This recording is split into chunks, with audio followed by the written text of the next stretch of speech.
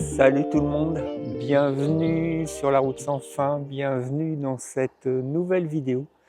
Aujourd'hui, je débute une nouvelle série que j'ai appelée Les vérités de la vie nomade. Aujourd'hui, j'ai envie de partager avec vous une réflexion qui m'accompagne souvent. C'est une question qu'on me pose très souvent et peut-être même que c'est celle qu'on me pose le plus souvent depuis que je vis en camping-car. Et cette question c'est: tu ne te sens pas trop seul? Moi, je ne pourrais jamais faire ça. Je ne pourrais jamais me retrouver tout seul en camping-car, dans la nature. Aujourd'hui, j'ai eu envie de vous répondre. Pas pour convaincre qui que ce soit, simplement pour vous dire pourquoi je continue à voyager seul et pourquoi ce choix me rend heureux. Je m'appelle Philippe, j'ai 68 ans, j'aurai bientôt 69 ans dans 2 mois à peu près. Alors j'ai pas toujours été seul dans ma vie, j'ai vécu en couple, principalement à 2 reprises où ça a duré quelques années, j'ai eu des enfants et ça fait maintenant une trentaine d'années que je vis seul. C'est un choix qui date pas d'hier, j'ai fait ce choix par goût personnel en fait, j'étais pas obligé de le faire, j'aurais très bien pu me remettre en couple et continuer une vie de couple. Bon, j'ai pensé, surtout suite à mes expériences, que la vie de couple n'était pas faite pour moi. Ça a été une période de ma vie où j'ai été heureux aussi, c'est pas la question, mais j'ai eu envie dans un premier temps de me recentrer en fait un petit peu suite à 2 vies de couple qui finalement étaient quelque part des échecs. Donc j'ai eu envie de me poser un peu seul pour réfléchir à tout ça. Je me suis rendu compte que ça me plaisait finalement d'être seul et je me suis dit que c'était peut-être pour ça que ça n'avait pas marché dans ma vie de couple. Peut-être que de base je suis un solitaire dans l'âme et en tout cas jusqu'à présent j'ai pas décidé de me remettre en couple. Voilà pourquoi à presque 69 ans c'est le mode de vie qui me convient aujourd'hui et c'est pour ça principalement que je suis tout seul dans mon camping-car. Je ne suis pas devenu voyageur solitaire parce que je n'avais pas le choix. C'est le choix que j'ai fait qui m'a conduit à devenir un voyageur solitaire. Être seul ne veut pas dire souffrir de la solitude. Ce sont deux choses totalement différentes. Je comprends très bien ceux qui voyagent en couple. Je comprends très bien que tout le monde ne souhaiterait pas voyager comme moi.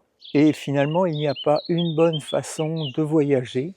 Il y a juste celle qui nous convient. Moi, la mienne, c'est celle que j'ai choisie et que je pratique en ce moment. Peut-être qu'un jour elle changera, mais pour l'instant, je suis très heureux comme ça. Quand les gens apprennent que je voyage seul dans mon camping-car, souvent ils me disent mais tu n'as pas peur? Et c'est une question que je comprends très bien. Vu de l'extérieur, un homme seul qui vit en camping-car, ça peut paraître vulnérable. Mais avec les années, je me suis rendu compte que je ne vis pas dans cette peur-là.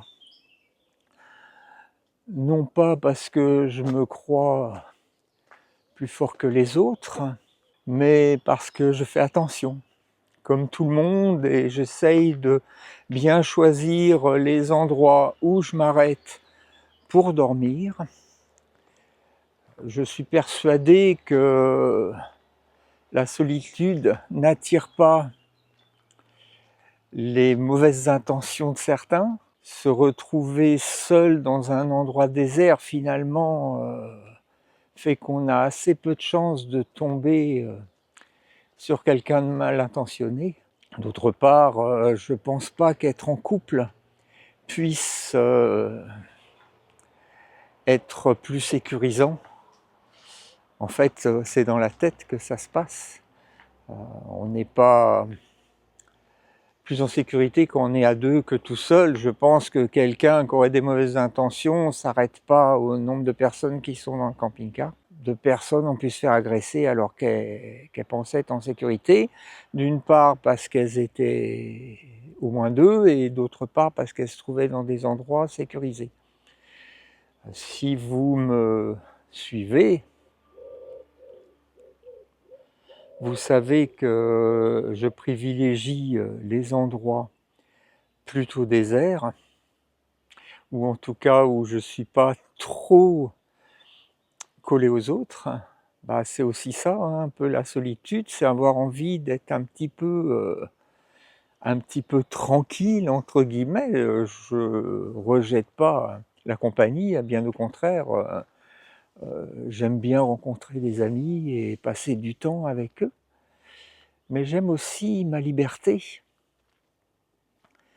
La liberté de décider au dernier moment de changer de destination, de prendre le temps de lire, d'écrire, de me reposer, de partir me balader le temps que je veux.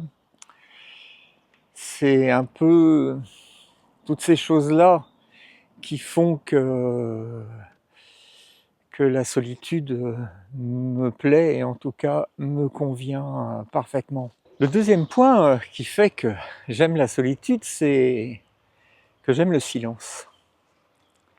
J'aime le calme, j'aime être dans ma tête un peu, penser à des choses, et du coup le silence, ça me convient parfaitement, quoi. J'ai vraiment besoin de ça au quotidien. En gros, la solitude, c'est ce qui me permet de vivre à mon rythme. Alors évidemment, je ne dis pas que c'est bien, hein, que tout le monde doit faire comme moi. Si vous êtes comme moi, en tout cas, peut-être que c'est ce qu'il vous faut. Je ne pense pas que c'est mieux. C'est un choix de vie qui ne correspondra pas à tout le monde, c'est évident. Et tant mieux d'ailleurs, hein, heureusement qu'on ne vit pas tous de la même façon et qu'on trouve un peu comme dans la nature, on trouve un peu tous les cas de figure, toutes les possibilités que la vie nous offre.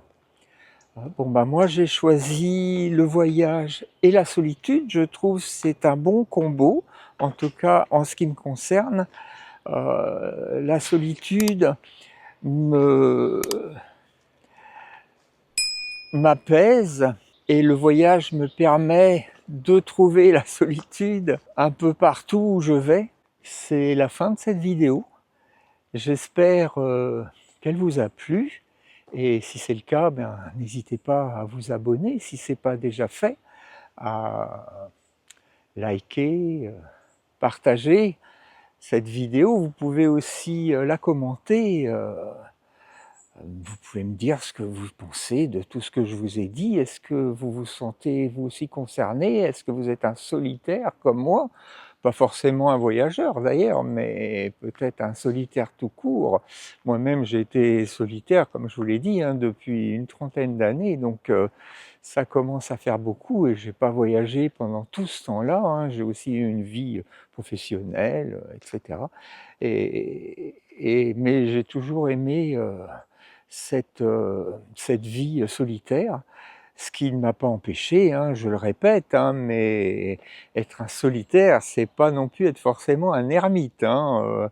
J'ai eu une vie sociale, j'en ai toujours une d'ailleurs, hein, je rencontre des gens, enfin, c'est pas la question, sauf que j'ai toujours cette possibilité de me retrouver tout seul à un moment donné, et ça, j'en ai vraiment besoin. Donc dites-moi dans les commentaires si c'est votre cas vous aussi, si vous êtes peut-être en couple et n'envisagez pas la vie autrement, et c'est très bien aussi, hein, il n'y a aucun souci avec ça. Je ne suis pas en train de dire que ma vie c'est bien et pas les autres, et qu'il faut vivre seul pour être heureux. Non, non, pas du tout, hein. Je voulais juste parler de moi parce qu'on me pose très souvent cette question. Pourquoi je suis tout seul, et Et voilà, j'ai essayé d'y répondre à travers cette vidéo. Qu'est-ce qui fait que je suis seul et qu'est-ce qui me plaît dans la solitude? Et donc c'était le premier épisode de cette série que j'appelle Les vérités de la vie nomade. Il y aura d'autres vidéos qui vont suivre, où je parlerai principalement de ma vie nomade. Je ne vais pas parler pour tous, mais peut-être que vous apprendrez des choses en suivant cette série, surtout si vous êtes déjà nomade ou si vous envisagez de le devenir. Puis après tout, même si vous l'avez peut-être été, vous ne l'êtes plus, mais vous gardez peut-être un sentiment positif pour ceux qui vivent de cette façon-là. En attendant de vous retrouver sur la route sans fin dans une prochaine vidéo, je vous dis bye bye les amis, à bientôt.